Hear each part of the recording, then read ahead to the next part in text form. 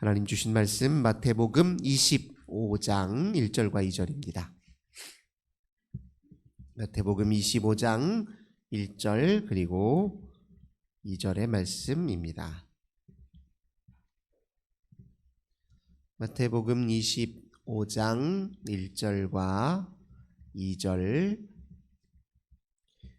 한 목소리로 함께 봉독합시다. 그때에 천국은 마치 등을 들고 신랑을 맞으러 나간 열 처녀와 같다 하리니 그 중에 5은 미련하고 5은 슬기 있는 자라. 아멘. 오늘도 주님과 함께 하루를 시작하시는 우리 모든 성도님들, 하나님께서 하늘의 크신 은혜와 평화 가득 부어주시길 주님의 이름으로 간절히 기원합니다. 오늘 본문의 말씀을 통해서 주님의 임재하심을 알아차리다, 이런 제목으로 함께 은혜 나누겠습니다. 마태복음의 예수님의 가르침은 크게 5묶음으로 분류가 되어 있어요. 이 5묶음으로 분류되어 있는 이유는 이게 이스라엘 백성들이 가장 중요하게 여기는 책이 이제 율법이잖아요. 근데 율법이 5개의 책으로 이루어져 있습니다. 창세기, 출애굽기, 레위기, 민수기, 신명기. 그래서 이제 마태복음도 그렇게 이제 율법의 형식을 따라서 이제 예수님의 설교 묶음이 크게 5개로 이렇게 분류가 되어서 우리가 그 말씀을 배울 수 있는데요. 이 5번째 설교 묶음의 주제는 무엇이냐? 특별히 마태복음 24장과 25장에 있는 이 말씀은 종말의 그 때에 어떤 징조가 나타날 것인지, 그리고 그 종말은 언제 올 것인지, 그 날을 위해서 무엇을 준비해야 되는지, 이런 것들을 이제 다루고 있는 말씀이 마태복음 24장, 25장의 이제 마지막 설교 묶음이라고 이야기할 수 있습니다. 예수님의 이 마지막 설교는, 가르침은 제자들의 질문과 함께 시작이 됩니다. 마태복음 24장 3절에 제자들이 예수님께 이런 질문을 던집니다.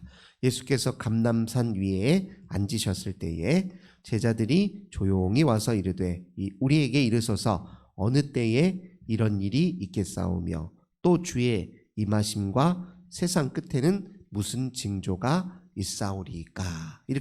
이런 질문으로 제자들이 예수님 앞에 왔을 때 그 관련해서 이제 대답을 하시며 가르치시는 말씀이 이제 24장과 25장의 전반적 내용입니다. 근데 우리가 이제 기억해야 될 것은 특별히 우선 42절과 44절입니다. 24장 42절 보겠습니다. 그러므로 깨어 있어라. 어느 날에 너희 주가 임할는지 너희가 알지 못함이라. 우선 제자들의 첫 번째 질문에 관련해서 분명히 말씀하시는 것은 그때가 언제인지, 종말의 때가 언제인지, 즉 마지막 하나님의 최후의 심판의 때가 언제인지에 대해서는 누구도 알지 못한다. 우리로 말하자면 예수님이 다시 강림하실 그때를 누구도 알지 못한다는 거예요. 이게 첫 번째, 그래서 깨어 있으라. 두 번째 44절, 이러므로 너희도 준비하고 있어라. 생각하지 않은 때에 인자가 오리라. 그래서 깨어 있어야 되고 준비하고 있어야 된다. 이게 마태복음 24장, 25장 예수님의 가르침의 이제 핵심 내용이라고 할 수 있어요. 깨어 있어라, 준비하고 있어라. 그래서 그 말씀과 관련해서 예수님이 여러 가지 비유로 가르치셨는데요. 오늘 우리가 읽었던 25장 1절과 또 그 이후에 2절 함께 읽었는데 열처녀 비유, 우리가 잘 알고 있는 비유입니다.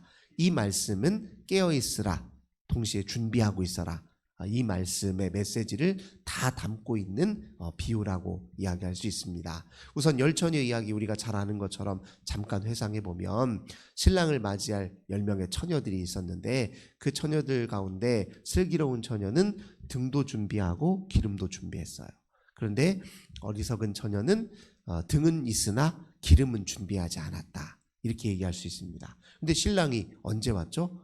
밤에 왔어요. 근데 이 신부, 어리석은 신부들은 신랑을 맞이하러 가야 되는데 등은 있지만 기름이 없어서 신랑을 제대로 맞이하지 못하는 예수님의 그런 비유의 이야기입니다.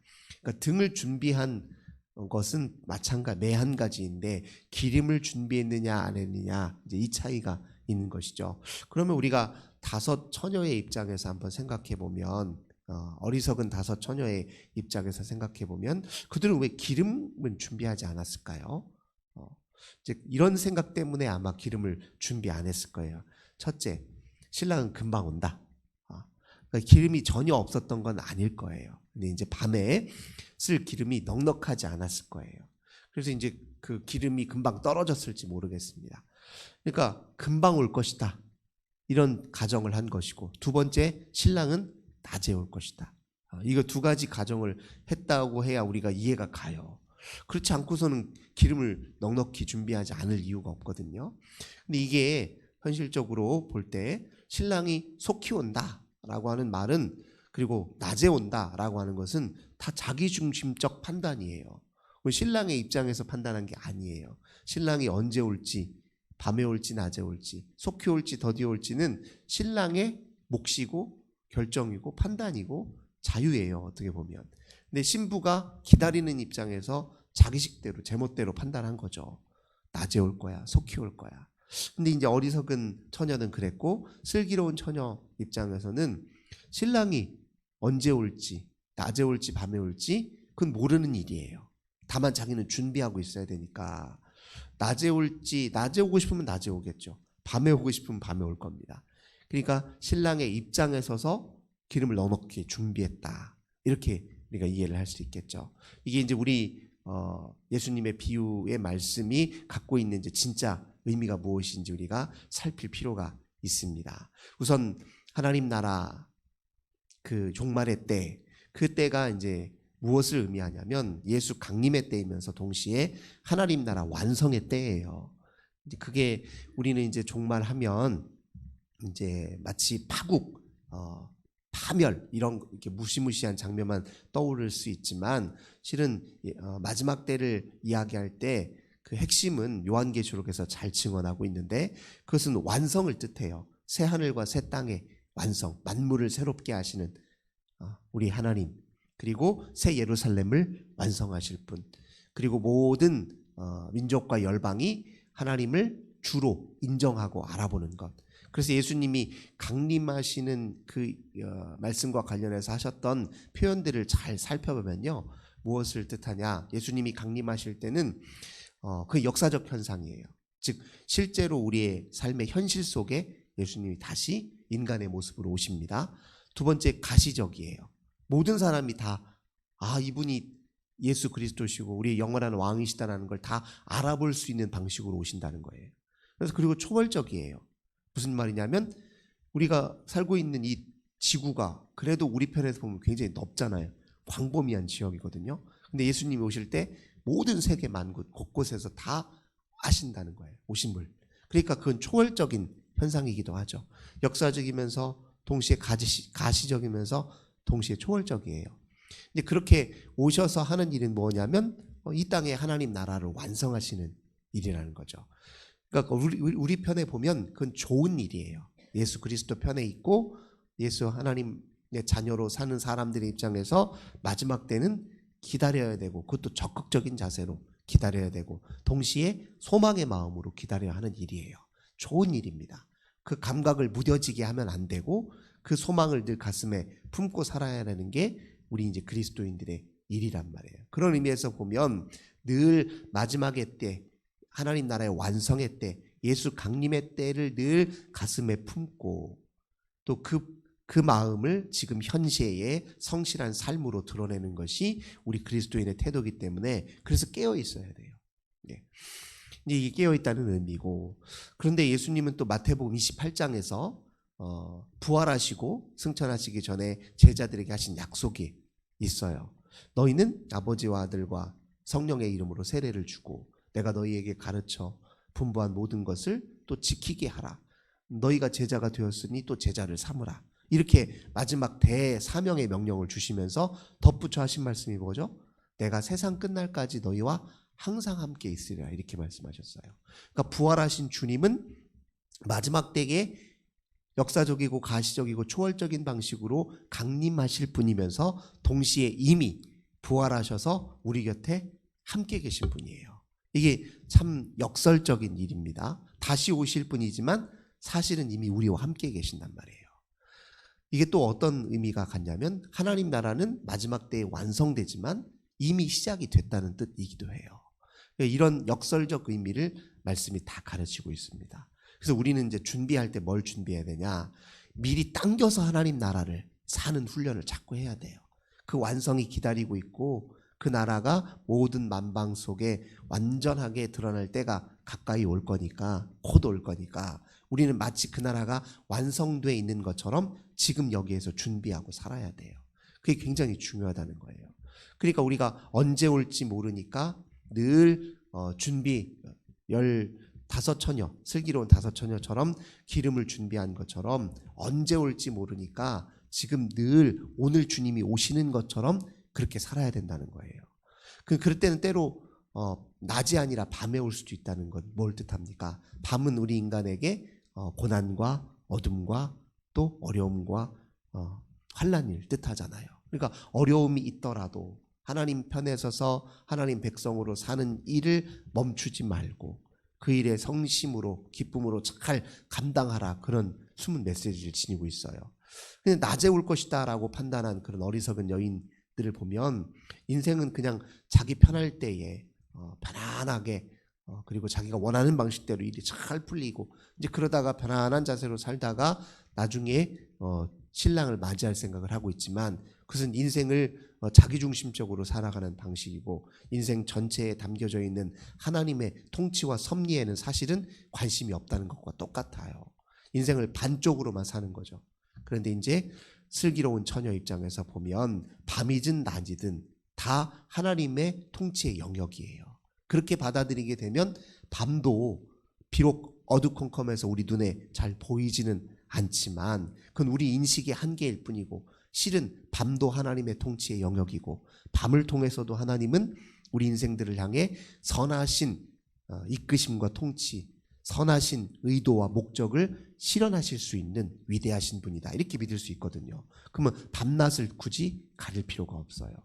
밤에도 인생의 험난한 순간 속에서도 환난 순간 속에서도 오직 예수 그리스도의 진리의 말씀을 굳게 붙잡으려고 하는 태도가 기름을 준비한 태도라는 겁니다. 그리고 24장의 여러 말씀 중에 우리 예수님이 마지막 날의 그런 징조에 관련해서 말씀을 하세요. 별별 일들이 많이 일어나죠. 곳곳에서 큰 환난이 일어난다는 거예요. 그리고 또 더욱이 예수님을 빙자한 거짓 세력들의 그런 거짓된 호도된 말씀을 또 설파하는 일들도 비일비재하다는 거예요. 우리가 잘 아시는 것처럼 좋은 물건과 진품, 값진 게 있으면 항상 따라오는 게 뭐가 있죠? 소위 이제 속된 말로 짝퉁이 따라오잖아요. 짝퉁이 많으면 많을수록 그 진품과 원품의 가치는 높다는 걸 뜻해요.